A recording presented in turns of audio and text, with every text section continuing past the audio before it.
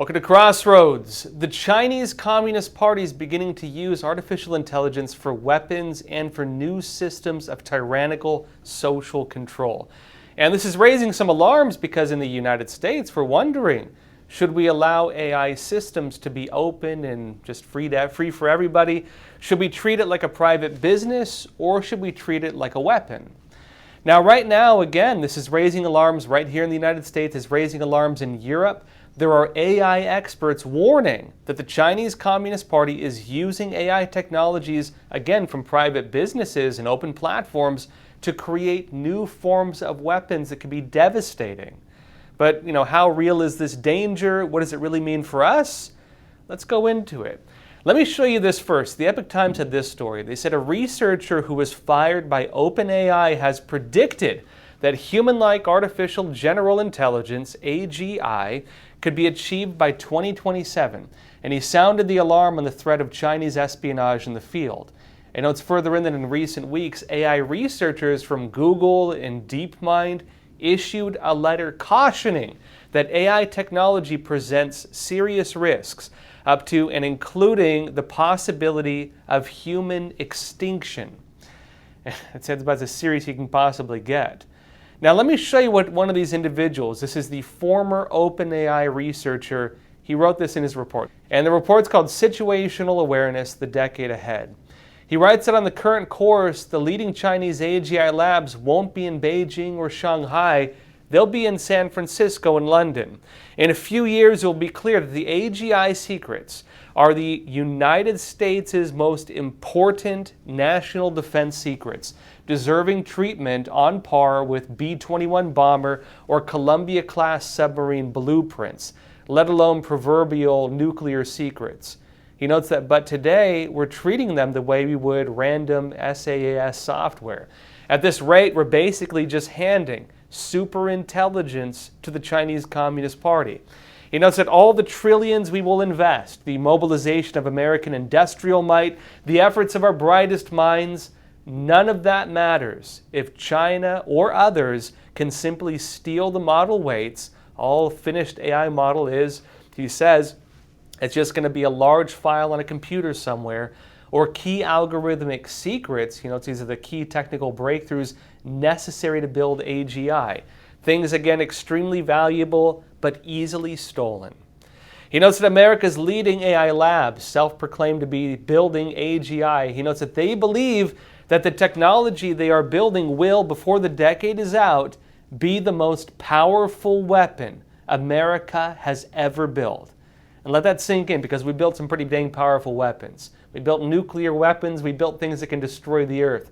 They're saying that AI and AGI can be the most powerful weapon we have ever created as a nation. But he notes the problem with this, they do not treat it as such. He says they measure their security efforts against random tech startups, not key national defense projects. And as the AGI race intensifies, he says, as it becomes clear that superintelligence will be utterly decisive in international military competition, we will have to face the full force of foreign espionage, people trying to steal it. It notes that currently labs are barely able to defend against script kiddies, and those are basically hackers who don't even know how to hack. Script kiddies are the ones who copy and paste exploits and then use those to just, hack systems. They're the lowest tier of hackers. He says these companies can barely defend against those guys, let alone, he says, have North Korea-proof security. North Korea actually has a pretty big hacker army. Let alone, he says, be ready to face the Chinese Ministry of State Security, bringing its full force to bear. And he gives a warning, our failure today will be irreversible tomorrow. In the next 12 to 24 months, we will leak key AGI breakthroughs to the CCP, is what he's warning about. And he says it will be the national security establishment's single greatest regret before the decade is out, if we let that happen. Now, the concerns that are being raised are with good reason. The Chinese Communist Party is actively weaponizing AI platforms as we speak. And again, it's getting access to these because the systems are open. We let them get access to it. Now, part of this ties to the CCP's access, again, to these public systems, open AI, things that you and I can access if we want to. And as the report just mentioned about this, that's becoming a threat. The Guardian notes that a Chinese state-owned company sought to use a partnership with a leading British university in order to access AI technology for potential use in smart military bases, the Guardian has learned. And it's an email show that China's Jiangsu Automation Research Institute, or JARI, discussed deploying software developed by scientists at Imperial College London for military use. They're already doing what this individual warned about, in other words. Already they're using partnerships and research partnerships to build weapon systems and next-generation military technology because they're being allowed to have access to it. Now, they note that the company, which is the leading designer of China's drone warships, again, we talked recently about the hellscape strategy of the United States, which uses surface drones, drone warships, as well as aerial drones and undersea drones. This leading company in China developing the systems that would fight against us, the U.S. military, using that same technology, is the one getting access to these AI systems. And remember, drones are at least partly autonomous, meaning they have AI systems. That access is empowering a weapon designed to fight the U.S. military in our exact strategy we have for this. And you note that company shared this objective with 2 Imperial employees before signing a £3 million deal with the university in 2019. It notes that ministers have spent the past year stepping up warnings about the potential security risks posed by academic collaborations with China. Because again, a lot of universities, again, they don't treat this stuff as being national security secrets or whatever else. They oftentimes will work directly with Chinese researchers. Sometimes those Chinese researchers work directly with the Chinese Communist Party. There's words for this, for example, civil-military fusion, which we'll get into in a bit, meaning basically there's no dividing line between these research institutes, the Chinese military, and the Chinese Communist Party. But for some reason, the Western world, we're not treating it this way. They note that MI5 was telling vice chancellors in April, MI5 is one of the main spy networks, spy agencies in the UK, they were telling vice chancellors in April that hostile states are targeting sensitive research that can deliver their authoritarian military and commercial priorities. We're selling them the noose to hang us, right? Now, one issue with Chinese businesses having access to Western AI tools is, again, in China, there is what's referred to as civil-military fusion. There's no division between a large private company, the Chinese military, or the CCP leadership. All of it, everything, is still controlled by the Chinese Communist Party. Under the CCP's data laws, no data can exist in China that cannot be accessed by the Chinese Communist Party, no matter whether you're a private company or whatever else. It all belongs to the CCP. Foreign investment, something as small as that, is directed by the Chinese Communist Party. Nothing happens without the blessing of the CCP, nothing happens without the watchful eye of the CCP, and nothing of the CCP's interests is outside the reach of the CCP, because again of civil-military fusion.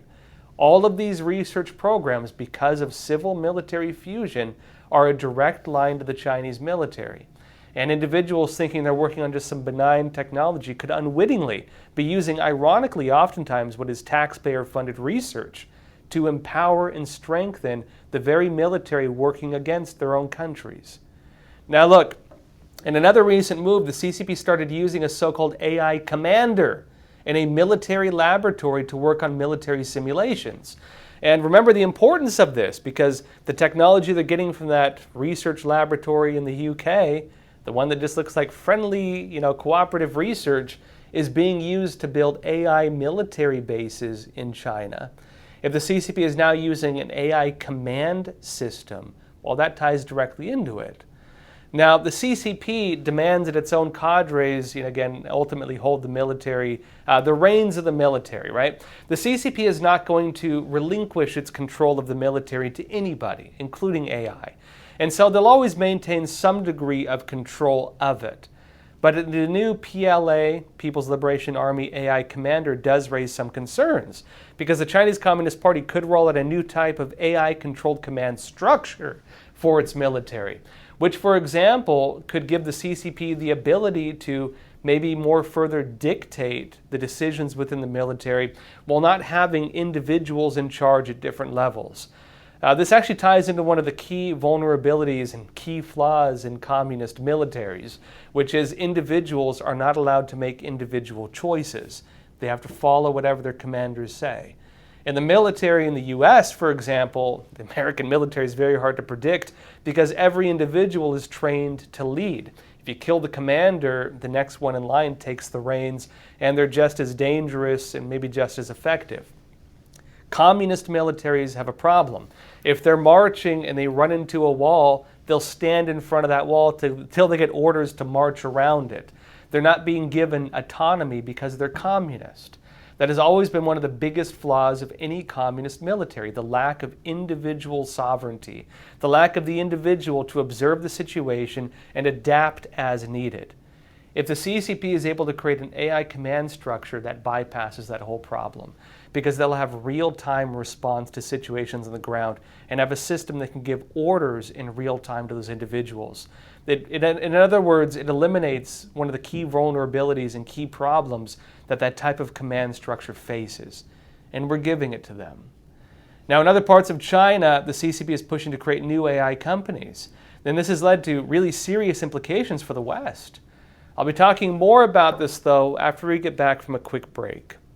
Experts agree, one of the best ways to protect against financial uncertainty is to diversify your portfolio. Learn how physical gold and silver can secure your retirement funds from today's economic challenges with a gold IRA from American Hartford Gold. You can safeguard your wealth with no penalties or taxes when you transfer your current qualifying retirement accounts. Call now and our precious metals specialists will send you a free information kit, no cost or obligation. American Hartford Gold, a trusted industry leader with an A+ from the Better Business Bureau, has a 5-star rating from thousands of happy clients. Whether you are getting physical precious metals in a gold IRA or delivered to your doorstep, we offer only the highest quality gold and silver. For your peace of mind, we also offer a no-fee buyback commitment, a low-price guarantee, along with free shipping and free insurance. So don't wait. Call the number on your screen today and secure your financial future.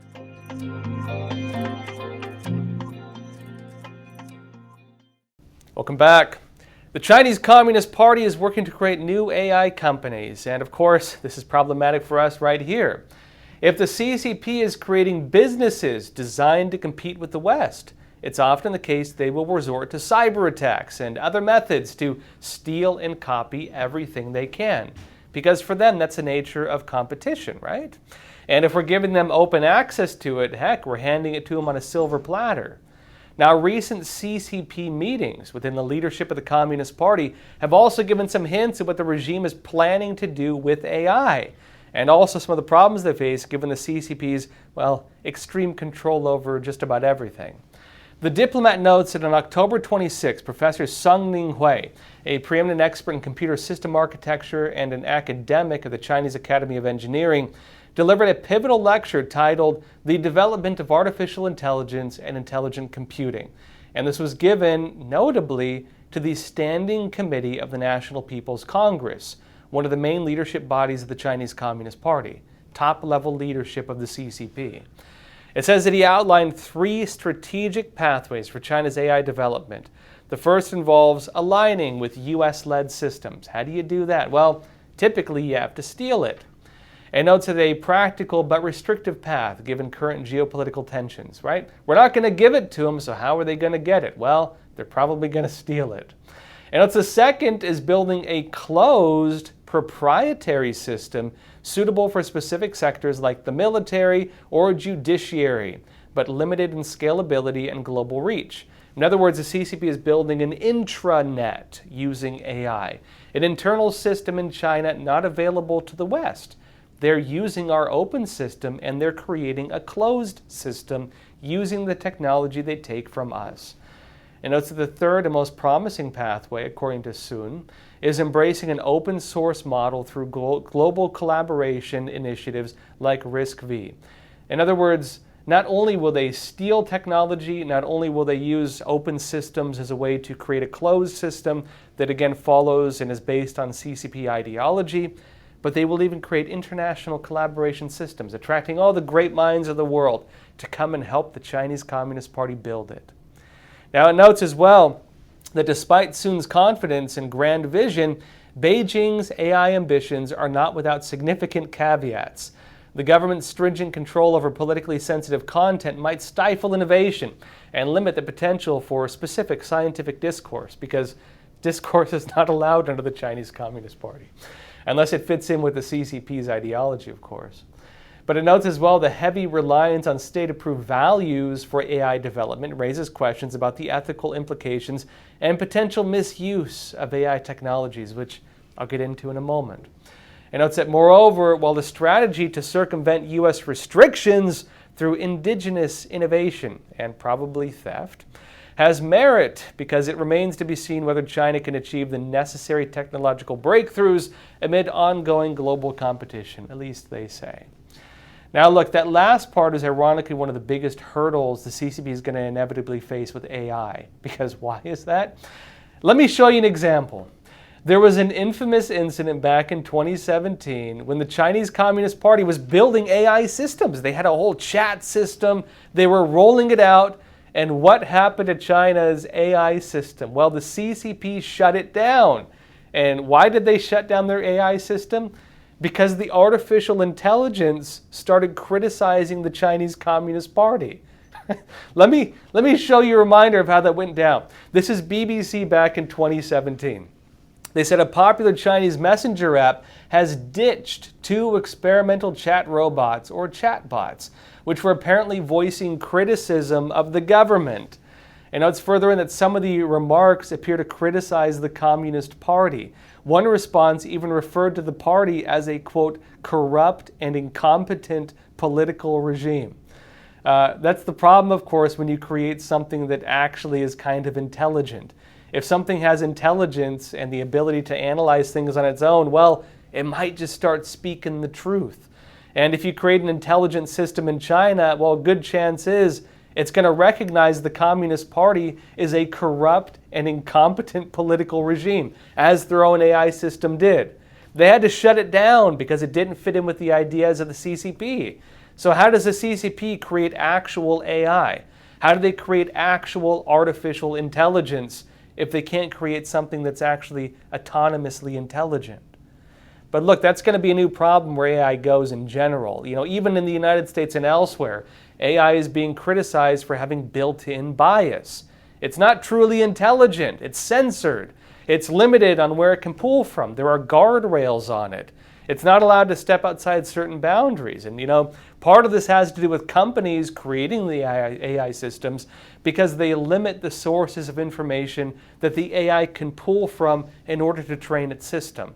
They're not allowed to pull from certain news outlets or platforms of information. Even some individuals with subversive ideas might be deemed as threats under, again, this type of censorship.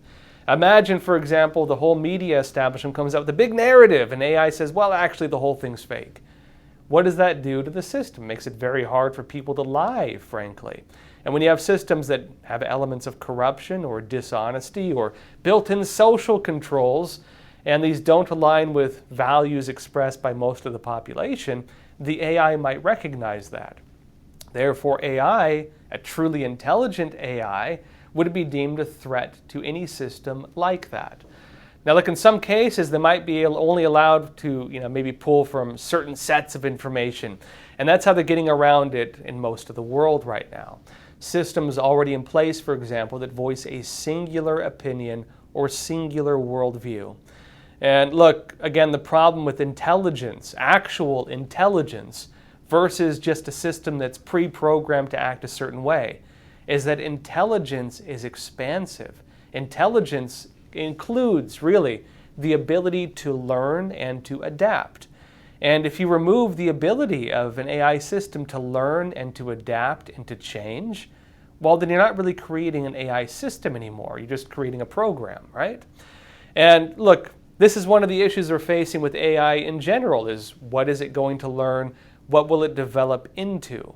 This is kind of the black box, the Pandora's box, if you will, of what AI could possibly represent. And interestingly, it's being restricted because governments everywhere are kind of wondering, is this a danger? Is this a threat to us?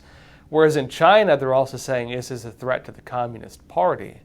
And look, although there are all these issues with AI, the threats and so on, it also has the potential to automate, to predict, to mimic, and all that's just a little too tempting, let's say, for global powers to resist. But look, with how China is weaponizing AI, it should already be raising a lot of red flags. The CCP is saying it will use AI to further tighten its grip on its citizens, both physically, through surveillance, as well as ideologically. In fact, the Cyberspace Administration of China just launched a chatbot, kind of like ChatGPT, but it's different because this one is trained entirely on CCP leader Xi Jinping's political philosophy, which is called Xi Jinping Thought on Socialism with Chinese Characteristics for a New Era. Now, I'll be talking more about this program and how the CCP's AI programs are positioned for totalitarian control, not only for China, but even for countries outside of China. We'll be discussing this in the rest of this episode, which will be available only on epochtv.com, our uncensored streaming platform of the Epoch Times. So if you're watching on YouTube, Facebook, X, Rumble, click the link in the description below, get access not only to the rest of this episode, but also to our other great shows, family-friendly movies, premium investigative reports, and also some of the hard-hitting documentaries we've done on issues that really matter.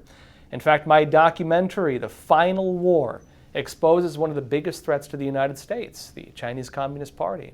And in The Final War, I expose the CCP's 100-year plan to fight against and eventually they claim defeat the United States. What does that mean for the country if they were to succeed? This infiltration and subversion by the CCP is one of the biggest yet least understood issues that is right now impacting the United States. And it's such an important issue, in fact, that I've dedicated my career to warning people about the threats of the CCP. Now, if you'd like to watch this documentary, you can find the link in the description below as well. It's called The Final War, and I'll show you a trailer of that before we jump exclusively to Epoch TV, and I'll see you there. The greatest threat facing the United States is the CCP. The Epoch Times investigation team had studied the CCP for years, but what we uncovered was yielding evidence beyond our imagination. With Chairman Mao, with the Prime Minister, our talks have been characterized by frankness. The Clinton administration said, oh, don't worry about it. This will be a poison pill for China. China's strategic goal is to make sure that the U.S. has 4 enemies, and one of them must be a terrorist group. We are giving of our life's blood so that the Chinese Communist Party can survive and thrive.